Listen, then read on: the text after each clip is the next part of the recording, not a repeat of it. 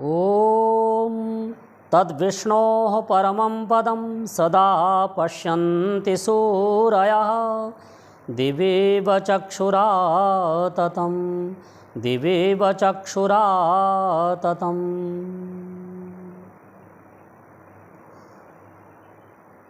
नमस्ते मित्रों, आज मैं आपको एक नई जानकारी देना चाहता हूँ कि मैंने अपने विचारों को आप तक पहुँचाने के लिए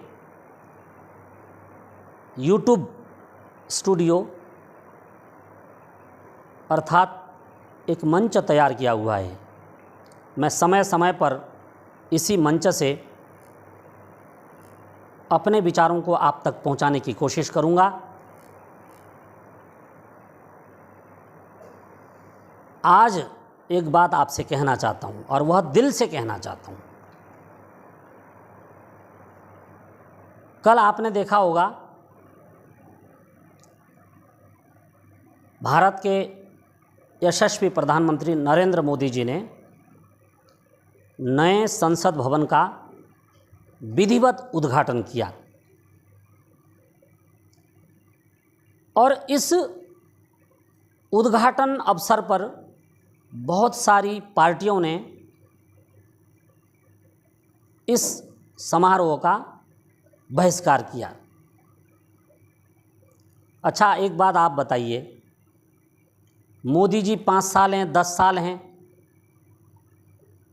इसके बाद तो कभी विपक्ष की भी तो सरकार आ सकती है। वो भारत की एक धरोहर है, नवनिर्मित धरोहर, जो असंख्य वर्षों तक इतने विशाल राष्ट्र को संचालित करेगी, जन आकांक्षाओं को पूर्ण करेगी।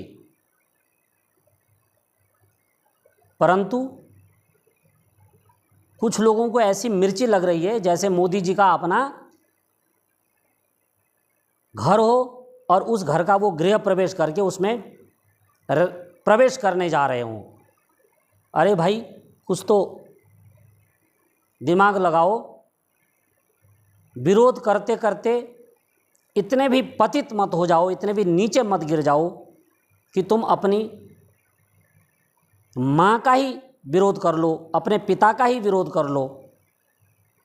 ये भारत जो भूमि है, ये हम सब की है।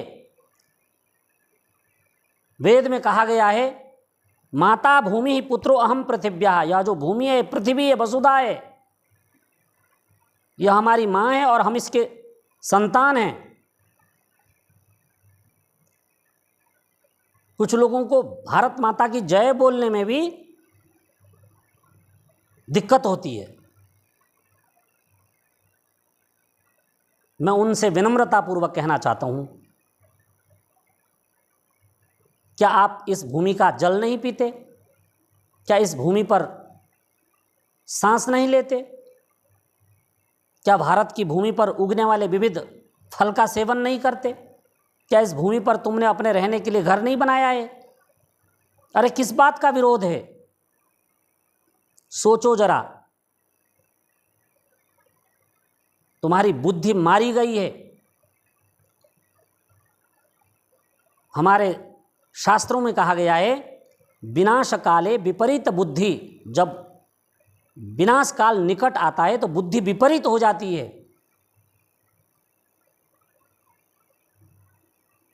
और एक विधायक ने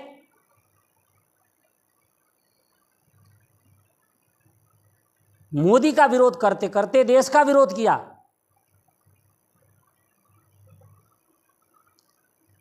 और अभी तो न्यूज़ में यह भी सुनने को मिला है कि एक ने संसद भवन की जो तुलना है वो ताबूत से की है।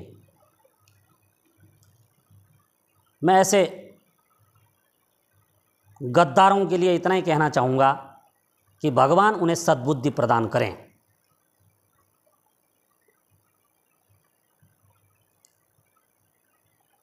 बेशक भारत का संविधान भारत के लोगों के कल्याण के लिए बनाया गया हो। पर एक बात खुले मन से कह देना चाहता हूं कि जितना कमजोर भारत का संविधान है, उतना कमजोर पाकिस्तान का भी संविधान नहीं है। इसकी यदि कमियां गिनाने लग जाऊं तो महीनों लग सकते हैं, परंतु संक्षिप्त समय में एक उदाहरण देना चाहता हूं। जो वक्फ बोर्ड बना हुआ है, 1995 में इस वक्फ बोर्ड को बना करके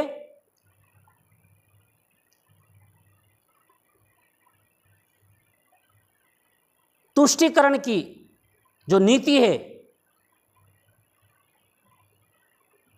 उसको आगे बढ़ाते हुए असीमित अधिकार इस बोर्ड को दिए गए हैं।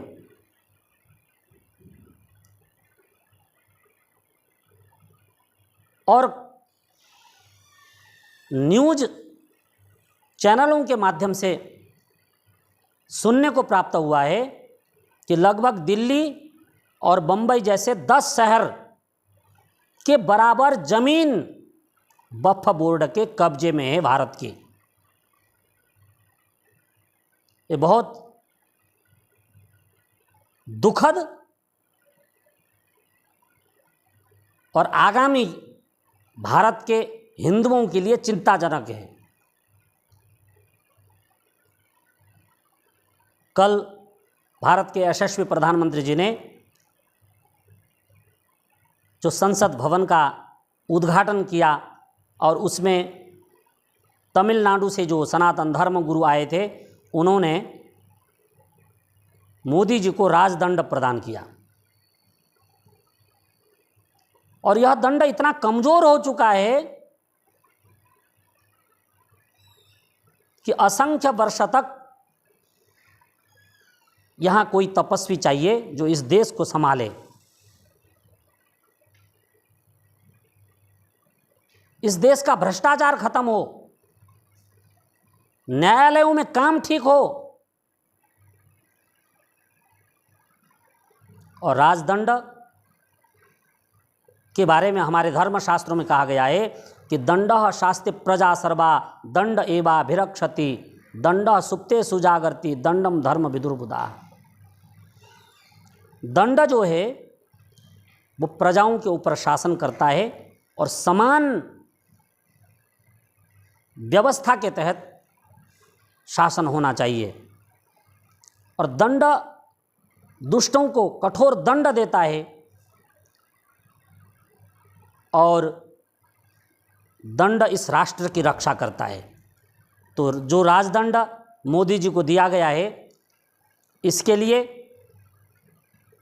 मैं मोदी जी को शुभकामना देता हूं कि 140 करोड़ से ऊपर जो हमारे भारतवासी हैं, इन सब की आकांक्षाओं को यह संसद भवन पूर्ण करेगा। और इस नए संसद भवन के लिए मैं सभी देशवासियों को भी बहुत बहुत शुभकामना देता हूं। आज के लिए इतना ही। धन्यवाद।